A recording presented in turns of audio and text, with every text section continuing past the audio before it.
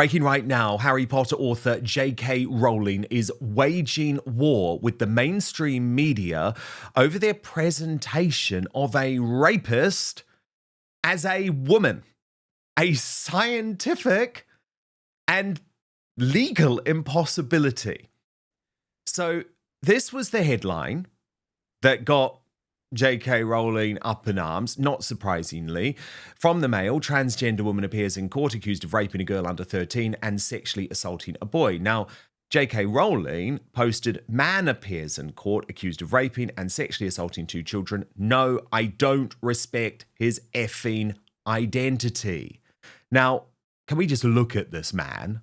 Madison Wilson, 37 years old. Come on. Come on.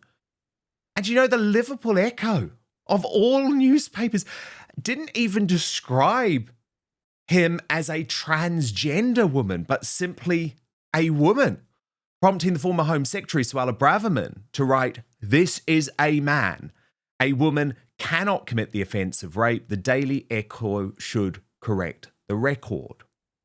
But what's interesting is that there has been growing tension over the course of the week between the Mail and JK Rowling, specifically the Mail on Sunday columnist Dan Hodges.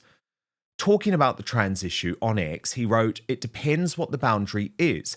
If someone is trying to enter your changing room, it's fine to challenge them. If someone says, 'Would you mind calling me she?' That's how I feel comfortable. Then I think you should respect their request."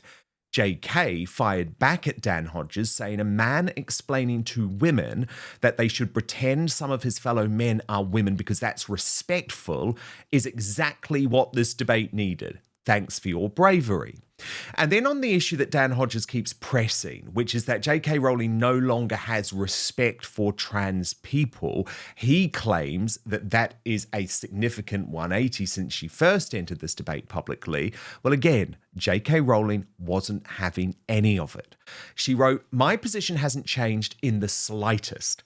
What you and many other men fail to grasp, possibly because you're so used to women coddling men's feelings you see as the natural order of things, is that while a trans-identified man is absolutely and rightly free to dress and refer to himself however he likes in our society, that doesn't give him rights over women's beliefs and speech.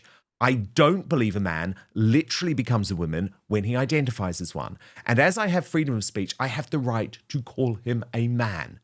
The verifiable truth of sex forms the legal basis for women's rights and for safeguarding. Nothing reveals your inability to grasp this issue or your fundamental sexism more than the fact you, a man, are assuming the right to dictate to women how they should speak about men." Clare Fox, former Brexit Party MEP, member of the House of Lords and founder of the Academy of Ideas, joins me now. Claire, who's right here? Dan Hodges and the Daily Mail or JK Rowling? JK Rowling, of course. But it's worth saying that the Daily Mail, I'll come back to Dan Hodges. The Daily Mail in general, a lot of newspapers now have these ridiculous codes about what they should and shouldn't say. And in those codes, which, by the way, the newspapers should tear these things up, which is, that we have to be trans inclusive, we can't be offensive, and so on and so forth. And of course, it's not only that it's offensive to describe this rapist as a woman, but it's completely misleading. And all those people who go on about fake news and misinformation and disinformation all the time should bear in mind that actually calling somebody who is a male who identifies as a woman, to call that person a woman, misleads the readers. It's a lie. It's an untruth, right? And so that's the context. On Dan Hodges, he has just been so irritatingly. I mean, Dan Hodges can be, interesting on times and so on. He's a bit of a character, but he's got himself into real trouble here because one of the consequences of this situation is that, for example, in Scotland, as we speak, there's been a big court case going on where an NHS nurse, Sandy Pegg, has been basically taken to court because she did not want to share a changing room with Dr., in inverted commas, Beth Upton, who is actually Dr. Theodore Upton, who's chosen to identify as a woman. Now, one of the things about this is that people think these like changing room issues are trivial. It's not, if you imagine you're working as a nurse, you have to change a lot if you're a health worker, right? You're constantly putting your uniform on and putting scrubs on, whatever it is. And you don't want to be looking over your shoulder in case there's a man there. These are things that we never thought we'd have to even explain why, for example, we don't want men when we getting naked, right?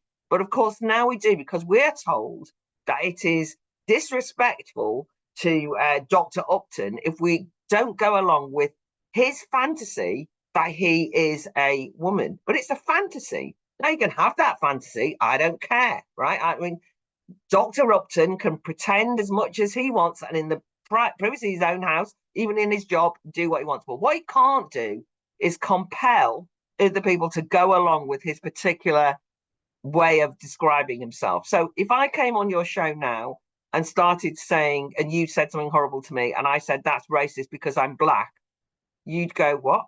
And I go, no, I'm black. I identify as black. You wouldn't have it, right? You'd be all thinking I was mad, right? And we wouldn't go along with that. And Totally. If I then said no, and if I'd say, Dan, you've got to let me speak because I'm an oppressed black Afro-Caribbean woman and you've never been through my experiences.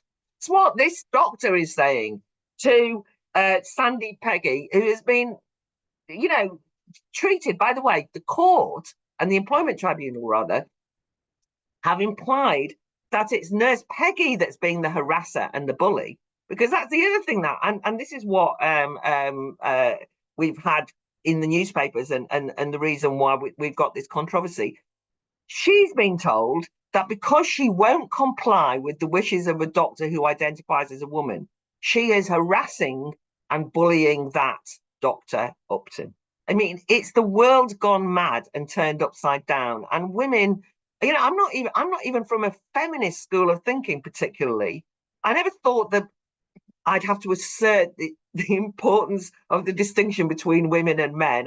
It's not even particularly something I'm interested in, but it is absolutely the case that it is women who are predominantly raped by men and women who are harassed by men historically. So, for example, I think it's reasonable that if you go to a rape crisis centre and you're told that only women will be there as counsellors, that you'd believe that. But if you are forced to accept that a trans woman is a woman, then you can go to a rape crisis centre and have the person who is doing the counselling a man who identifies as a woman, and you've just been raped by a man. I mean, God, and this is a real case. I'm not just making that up, by the way.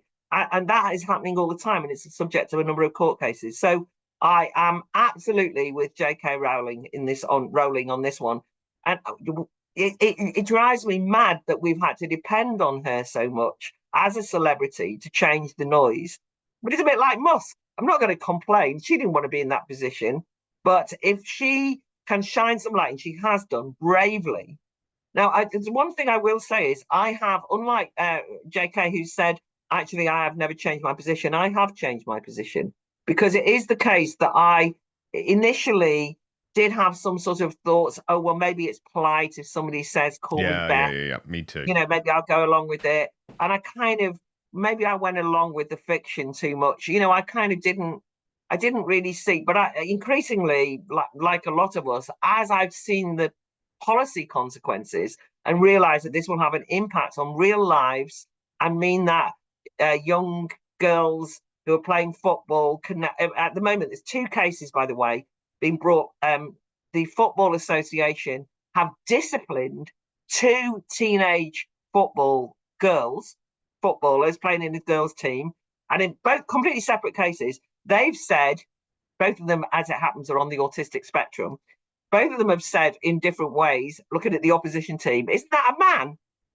And as a consequence of which they've been treated like a bigot, disciplined by the Football Association nonetheless, and banned from playing matches because they pointed out the bleeding obvious that everybody else knew, but went along with because they were being polite.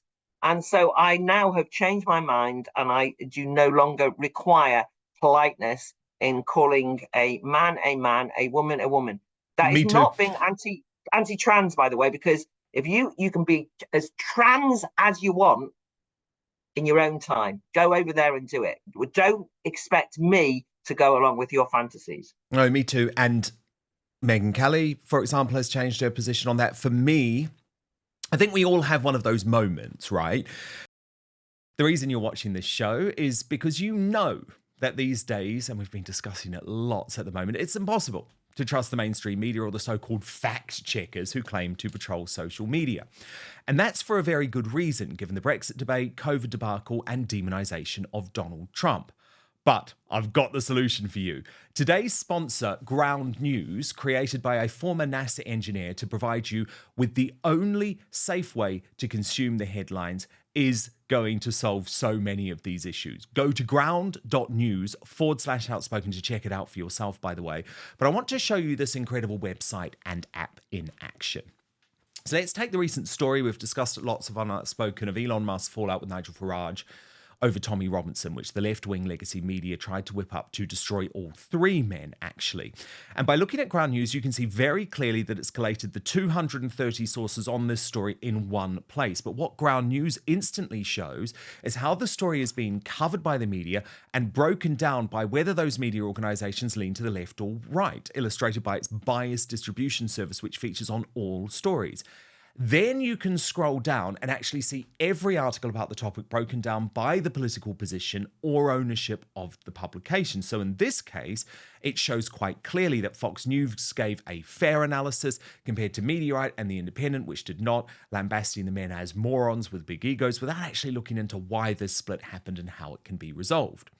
What's more, Ground News gets to know you personally, providing you with the news stories you're interested in, while also analysing your own biases and coming up with potential blind spots you might not be hearing about because of your media consumption.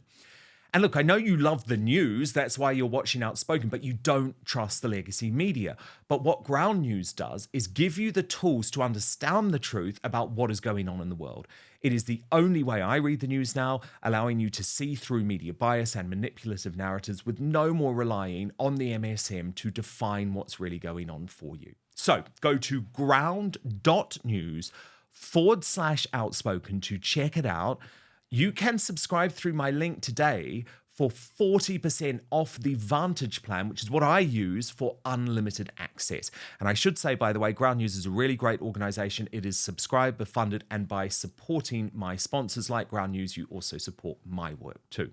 And for less than a Netflix subscription, you can get all the world's news in one place and think for yourself. It really has been a game changer for a news junkie like me. So let me just repeat the address.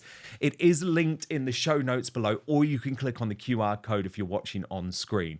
But the address, ground.news/outspoken. But now, back to the show. And so for me, I thought it was weird, the whole Caitlyn Jenner thing. I couldn't really get my head around that. But I was the same as you. I thought, okay, but I'll call her she. You know, like when I interviewed Caitlyn, because why not? It's what Caitlyn wants. But for me, it was the Sam Smith thing. And actually, it was the Mail, because I was a columnist at the Mail at the time. Oh, yeah. And they were doing that thing where they were saying to me, no, you can't call Sam Smith he anymore. So I actually wrote this column, and they did allow me to write it, actually. And it was effectively where I said, sorry, no, Sam Smith, you are not a gender neutral person who I'm going to call they. You were a man. And it was because, Claire, it wasn't, again, because I was being mean. It was because there was a genuine consequence from what Sam Smith had done, because he got the female categories removed at the Brit Awards. So there is no best female at the Brit Awards anymore. And for me, that was the final straw, actually. And I just thought, no, I'm not doing this madness. Claire, I did want to show you one other thing, which has been going absolutely viral. I don't think you've seen this, so I'll be fascinated to get your reaction. It is an episode of the BBC soap opera Waterloo Road. And there is a storyline about an apparently trans woman. Apparently, this is a 24-year-old who's playing this trans woman, but that's sort of irrelevant. And the death of this trans person's grandmother. And the storyline is all about the fact that the trans person is offended by the grandmother dead naming them. Now, it all sounds bonkers, right? But remember, this is paid for by us, the state propaganda network, and it really does have to be seen to be believed. Watch. Your granddaughter? I don't have a granddaughter. Only a grandson. It is you, Jake, isn't it? I saw her this morning and she couldn't remember who I was.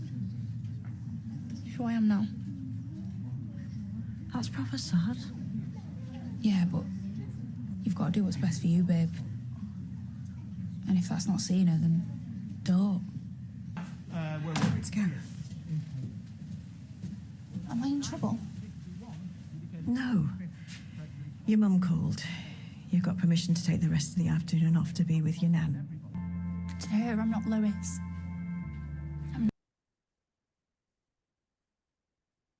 Claire, your response? God, so I'm mad. So listen, it's the worst kind of narcissism, that the main part of the story that they're showing is not the sadness of an old person dying, but the feelings and sensitivities of a confused pubescent teenager, because it's seemingly set in a school. And it's a way of it's almost like an incitement to the young to treat the elderly with contempt.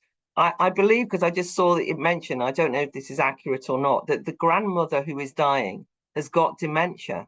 And the one thing that I was thinking was, well, even in dementia, the dying grandmother knows that her grandson is her grandson. It's actually a moment of lucidity and actually a moment of love. I mean, she's not saying, I don't know who you are. I mean, my mother, you know, like many people, had dementia and didn't know us and so on. And that's the tragedy there, not some teenage boy who wants to be seen as a girl and can only think of themselves. I mean, I think it's the act of selfishness. Now, this is a work of fiction, but you're absolutely right, Dan, to draw our attention to the fact that this is public service broadcasting, effectively propagandizing that the problem are these old people with their backward, bigoted, transphobic attitudes, unlike the new enlightened world where we're all meant to go along with the fact that a young man is pretending to be a young woman. And the consequences of that are, for example, puberty blocking drugs that are used to affect that, not just dressing up. I mean, if anyone thinks that you change sex by just changing your dress, that's superficial and stupid enough in and of itself, because sex can't be changed. It's immutable. That's it. End of story, however you identify through whatever gender. But secondly, can lead to, and we've seen this, young girls who are transing to young men having double mastectomies on their healthy bodies. Now, if anybody knows anyone who's had breast cancer and has had to have a mastectomy, it's a terrible procedure. It's not something you wish on anyone. The idea that we are encouraging young people to physically change their appearance through surgery or through drugs or through cosplaying in order to pretend that they're a member of the other sex has got very serious repercussions. The BBC should be ashamed of themselves for doing that. Oh, I'm so glad I played that to you, Claire. It was a last-minute decision, but I thought you might have views on that. Well, it has been so amazing to have you on Outspoken, Claire. How can people find out more about... Well, I guess you would want people to follow the Academy Ideas, subscribe to the Academy of Ideas on YouTube, presumably. Yes, go onto YouTube. Like everyone else, we've also got a Substack, Academy of Ideas Substack. So we'd like you to subscribed to that too. Exactly, and it's free, but it's actually our one-stop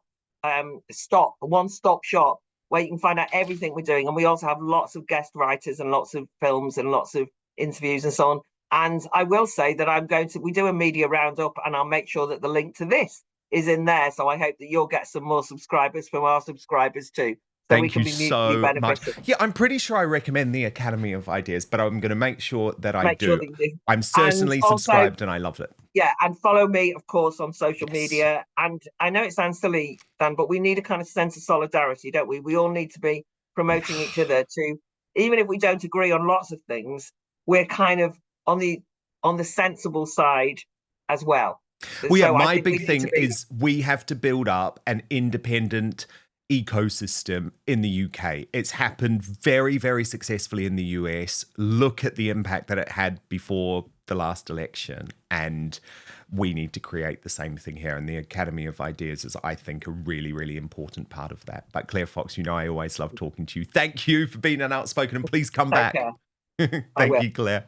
Thank you so much for watching Dan Wootton Outspoken. Please click on my face just to the bottom left to subscribe to this brand new independent news source and turn on the notification bell so you'll be alerted to our brand new live shows, uncancelled interviews, and special royal episodes.